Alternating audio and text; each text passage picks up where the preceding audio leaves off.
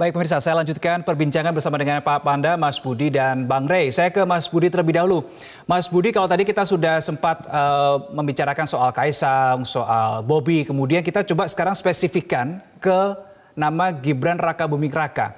Anda soal nama ini sempat mengatakan bahwa Gibran ini punya potensi untuk menjadi cawapres. Nah, punya potensi tapi menurut Anda punya kemampuan tidak untuk menjadi cawapres, Mas Budi? Nanti dulu soal potensi dan kemampuan tuh hal berikutnya, analisa berikutnya. Kita kan kalau berpikir harus disiplin dong.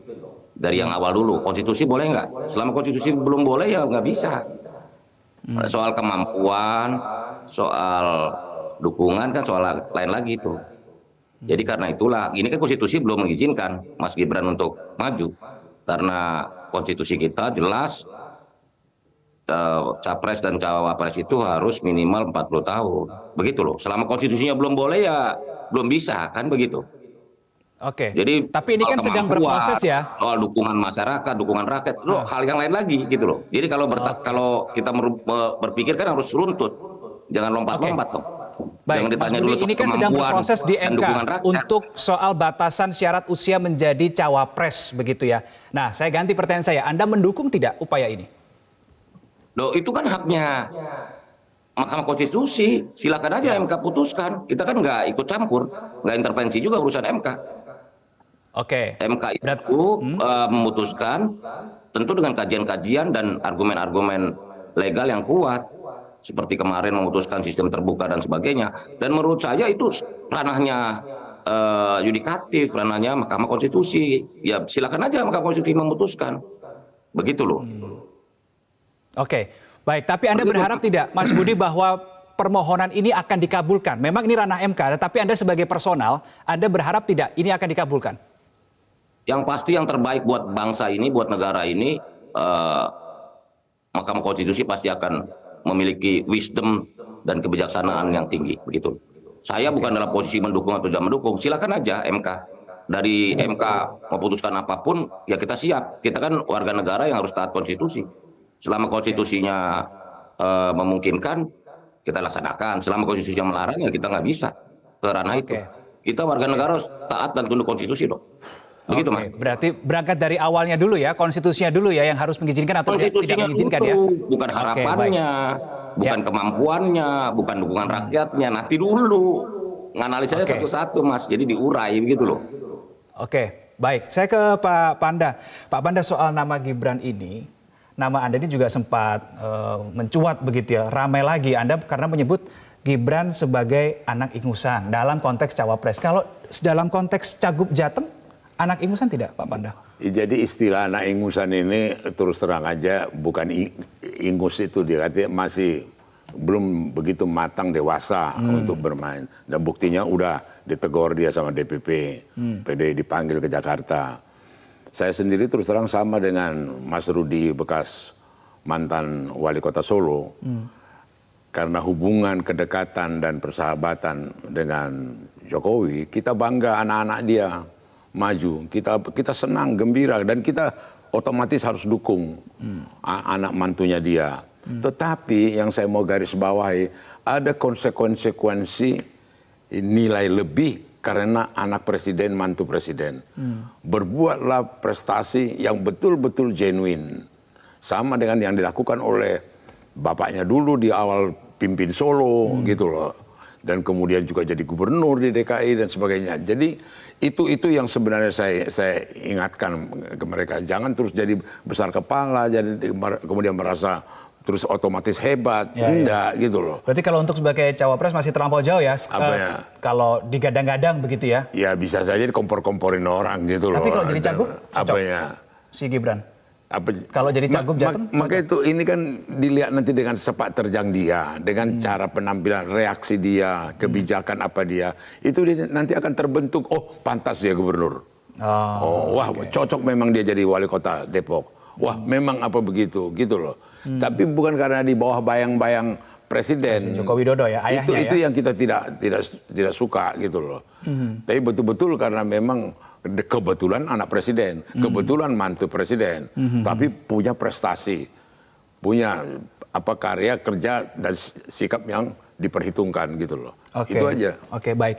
Saya ke Bang Rey. Bang Rey, tadi Anda katakan susah tidak mengartikan ini adalah upaya seorang Joko Widodo untuk membangun dinasti karena sampai saat ini sedang menjabat Presiden Republik Indonesia. Nah, pertanyaan saya gini, Bang Rey, ke Anda adalah kenapa sampai dengan saat ini Presiden Joko Widodo terkesan ya dalam tanda kutip karena dia masih menjabat sebagai seorang presiden menyiapkan anak mantunya duduk di eksekutif? Ya, pertama karena memang seperti tadi disebutkan sudah agak lumrah di dalam tradisi politik Indonesia sekarang ini menjadikan keluarga bagian dari pemilik kekuasaan gitu. Apa yang dituju dari itu semua ya saya nggak tahu, itu harus dikembalikan kepada orang per orang memang gitu. Kalau kita lihat gejala sebelumnya sih lebih karena ingin mengamankan aset yang telah mereka miliki, jangan sampai jatuh ke tangan yang lain. Oleh karena itu harus diwariskan melalui kekuasaan. Karena relatif memang para politisi kita secara umum mendapatkan aset itu ya dari politik, bukan dari perdagangan biasa gitu loh kira-kira. Kalaupun misalnya melakukan perdagangan biasa, ya perdagangannya lebih banyak bersentuhan dengan negara alias pemerintah gitu. Oleh karena itulah kemudian perlu sekali menjaga politik ini alurnya tetap di kita gitu, bukan kemana-mana. Saya tidak sedang merujuk kepada situasi Pak Jokowi, saya menyatakan ini gejala umumnya gitu. Kenapa begitu marak politik dinasti kita akhir-akhir ini gitu? Ya karena ada kepentingan mengamankan aset itu gitu. Nah, aset itu umumnya adalah berada di kekuasaan negara gitu. Karena umumnya ya masyarakat politisi kita itu mendapatkan kesejahteraan karena mereka menguasai aset-aset kekuasaan itu gitu. Jadi ini sebetulnya hubungan yang sudah pernah dianalisa ya, macam-macam. Patronase antara kepentingan pemilik modal dengan kepentingan pemilik kekuasaan. Nah kalau dulu aktornya dua, pemilik modal tersendiri, pemilik kekuasaan tersendiri. Kalau sekarang ingin kita dua-duanya, dia pemilik modalnya, dia juga pemilik kekuasaannya gitu. Itu trennya sekarang ini kita lihat. Oke, Bang Rey, ditahan dulu. Saya ingin minta tanggapan dari Mas Budi dalam perjalanan sebangsa kita karena di awal pendirian bangsa kita ini dahulu nggak ada ini praktek-praktek yang kayak begini gitu loh. Ya, Bang Rey ditahan dulu. Saya ingin minta pendapat dari atau tanggapan dari Mas Budi Ari. Mas Budi, Bang Rey tadi bilang ini untuk mengamankan aset ini, makanya harus ada membangun dinasti politik. Anda bagaimana responnya? Betul tidak Pak Jokowi sedang mengamankan aset seperti yang dikatakan tadi oleh Bang Rey? Begini loh, Pak Jokowi ini adalah pemimpin yang menjadi Presiden RI ini karena satu proses yang namanya achievement, pencapaian. Pak Jokowi ini kan melalui track baru, dari wali kota Solo yang sukses, gubernur DKI, presiden. Jadi semuanya didapat lewat pencapaian, bukan karena beliau anak siapa atau anak siapa. Nah, soal anak-anak Pak beliau ini kan menjadi inspirasi buat Pak Jokowi juga.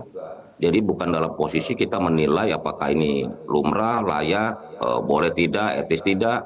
Tetapi yang pasti bahwa yang saya bangga adalah Pak Jokowi membiarkan anak-anaknya merestui, mendoakan seperti kata Pak Presiden. Sebagai orang tua kan memang merestui, mendoakan. Tapi kan prosesnya dibiarkan dimasak di bawah. Kalau anak presiden maunya langsung enak, enggak, dari bawah. Wali kota, jabatan politik yang memerlukan proses dan juga pembuktian. Saya setuju dengan Bang Panda tadi, memang beban berat bagi anak presiden bahwa dia harus 2 kali lipat, bahwa 3 kali lipat dari bapaknya, begitu loh. Baru kita memperoleh recognize dan juga apresiasi dari masyarakat. Jadi itu tugas berat, memang tantangan berat buat Mas Gibran, Mas Bobi, dan juga Kaisang. Kalau mau mengabdi dalam ranah publik, dia harus minimal 2 kali lipat dari apa yang dilakukan oleh bapaknya. Begitu.